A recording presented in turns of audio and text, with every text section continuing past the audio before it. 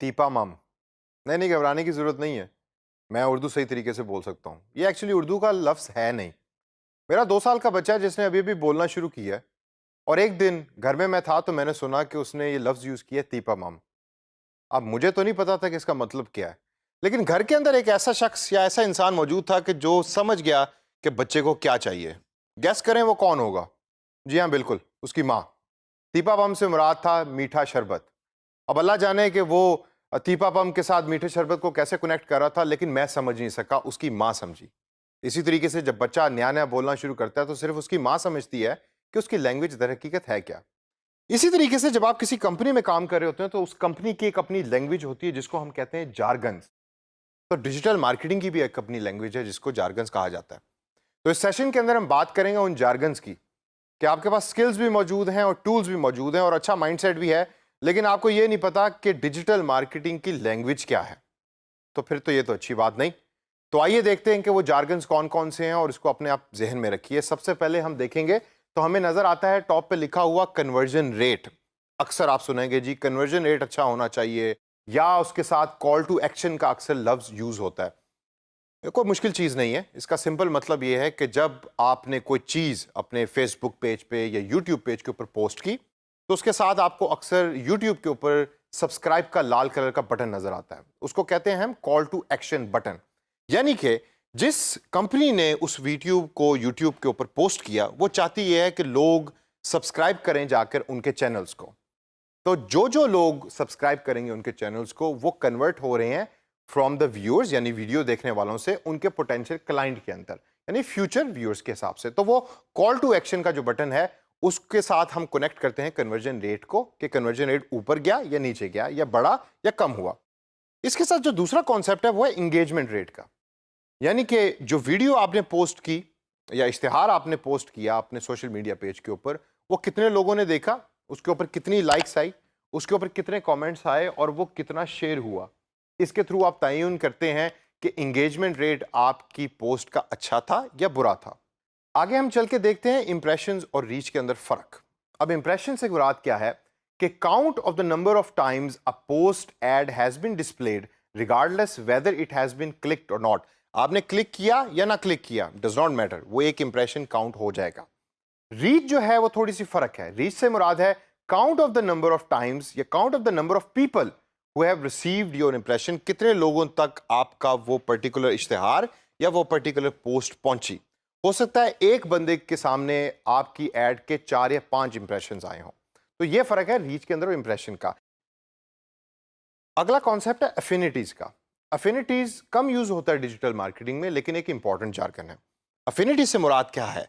Affinity से मुराद यह है कि topic, pages, interest, customer like other than your own page या योर ओन कंपनी। ये बड़ा इंपॉर्टेंट है। जब आप कस्टमर के बारे में रिसर्च करते हैं तो आपको पता लगता है कि और उस कस्टमर के क्या क्या इंटरेस्ट है और कौन कौन से पेज उसने लाइक किए हुए हैं। अक्सर हम सुनते हैं ट्रेंडिंग टॉपिक, ओहो ये टॉपिक बड़ा ट्रेंड हो गया, पाकिस्तान सुपर लीग चल रही है और अफरीदी उधर छक्के मार रहा है और वो टॉपिक ट्रेंड हो गया। यूट्यूब पे भी वीडियोस आ रही हैं, फेसबुक पे भी वीडियोस आ रही हैं।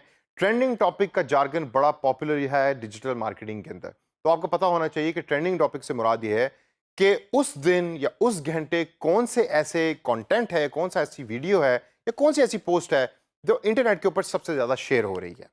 इससे हम अगर आगे चलें तो अगर आप मेरे पीछे देखें तो सेंटिमेंट, ये सेंटिमेंट से क्या मुराद है भाई? सेंटिमेंट से मुराद है जज्बात। आपको पता होना चाहिए कि कस्टमर के जज्बात क्या हैं और ये लफ्ज़ डिजिटल मार्केटिंग कम्युनिटी में बहुत ज़्यादा यूज़ होता है। ये कैसे पता लगेगा आपको जज्बात का? कमेंट को पढ़ के।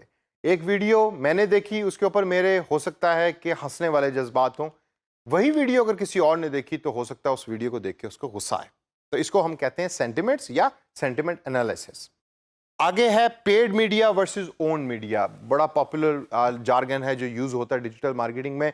पेड मीडिया से मुराद है कि आपका इश्तिहार किसी और वेबसाइट के ऊपर आप पैसे दे के दिखा रहे हैं, जबकि ओन मीडिया जो है वो ओन मीडिया से मुराद ये है कि इश्तिहार आपकी अपनी वेबसाइट के ऊपर अपीयर हो रहा है।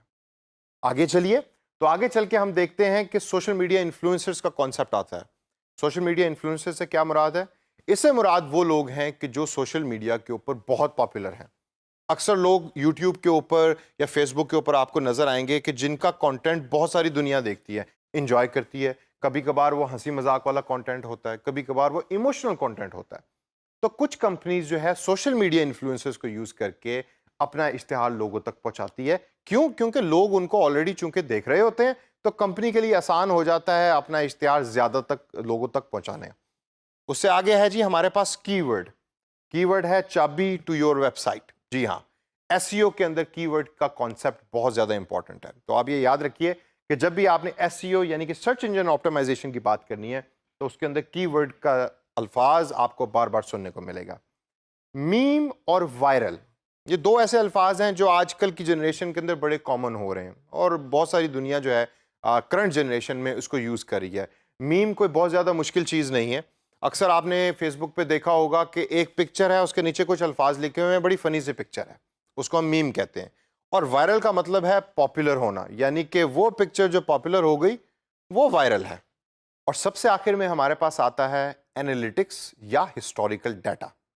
بہت سارے لوگ آپ سے بات کریں گے کہ یار یہ اینالیٹکس ہونا چاہیے، ڈیٹا اینالیٹکس لا کے دو، کنزیومر کے بارے میں بتاؤ اینالیٹکس کے تھرو. کوئی مشکل چیز نہیں.